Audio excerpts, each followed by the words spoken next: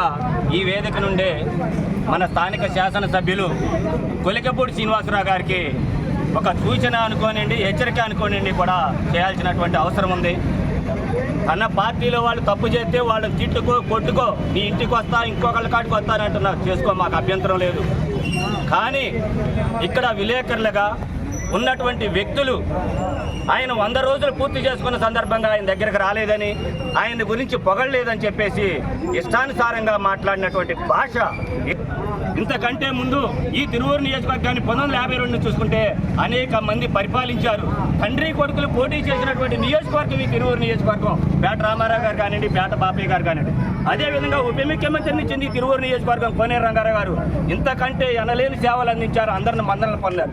ఏ కులాన్ని గురించి కానీ మతాన్ని గురించి కానీ ఎవరి దగ్గర నుంచి కూడా ఏ విధమైనటువంటి ఇది ఒక్కరోజు రాలేదు. కానీ వచ్చావో రాలేదో ఈ తిరువూరు నియోజకవర్గ ఎల్లలు కూడా పూర్తిగా నీకు తెలియకుండానే మీ పార్టీ నాయకులను ఎలాగో తిట్టుకో కొట్టుకో ఏమన్నా చేసుకో, ప్యాకాట ఆడుతున్నారా, దందా చేస్తున్నారా, కోడి పందాలు ఆడుతున్నారా, ప్రజలకు ఎవరికి ఏ విధమైన సంబంధం లేదు. నీ గురించి రాయలేదను ఇంకోటని చెప్పేసి నోటుకొచ్చిన విధంగా రాయటమే కాకుండా నా కార్యకర్తలను వదిలిపెడితే వాళ్ళు అంతు చూస్తారు అని చెప్పి బెదిరిస్తున్నావంటే ఈ తిరువూరు నియోజకవర్గాన్ని ఒక రౌడీ మొక్కలతో నింపుదామనుకుంటున్నావా అని చెప్పేసి కూడా కొలికపూడి శ్రీనివాసరావు గారిని అడుగుతున్నాను.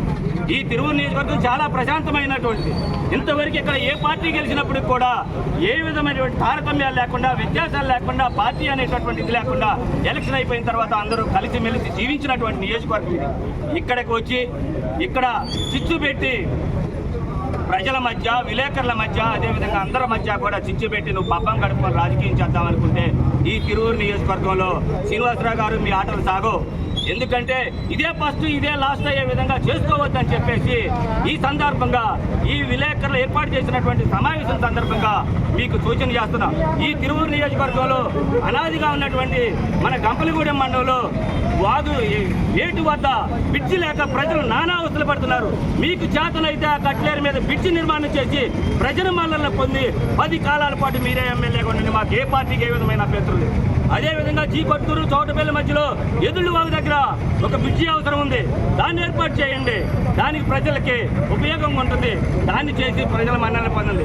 అదేవిధంగా తిరువూరులో అనేక సమస్యలని ఆ సమస్యలను తీర్చండి తప్ప ఏదో విలేకరులను మాట్లాడి నేను ఇది అనుకుందాం ఇంకోటి అనుకుందాం చెప్పేసి ఎవరి మీద పడితే వాళ్ళ మీద పడి మీ ఇష్టానుసారంగా మాట్లాడి ఏదో పబ్బం గడుపుకుందాం అనుకుంటే అది మీకు 5 సంవత్సరాలు సరిపోద్దేమో తప్ప అదే చివరి అవకాశంగా మీకు మిగిలిపోకుండా చూసుకుంటే మీ రాజకీయ భవిష్యత్తుకే మంచిదని చెప్పేసి ఈ సందర్భంగా హెచ్చరిస్తూ ఇకనైనా మీ భాష మార్చుకోండి, మీ పందా మార్చుకోండి, ప్రజా సంక్షేమం కోసం పనిచేయండి తప్ప ఎవరు మీకు వ్యతిరేకంగా ఉంటే వాళ్ళ మీద మీ నోటికి వచ్చిన విధంగా మాట్లాడటం అనేటటువంటి మంచి పద్ధతి కాదని తెలియజేస్తూ మీ ఇంటికే వస్తా అక్కడే చూసుకుందాం, లేకపోతే గొడ్లలోడు తీసుకొడతానని చెప్పేసి రకరకాల ఇక్కడ గొడ్లలోడు తీసుకొడితే ఎవరు కూడా చూస్తూ ఊరుకునే లేరు.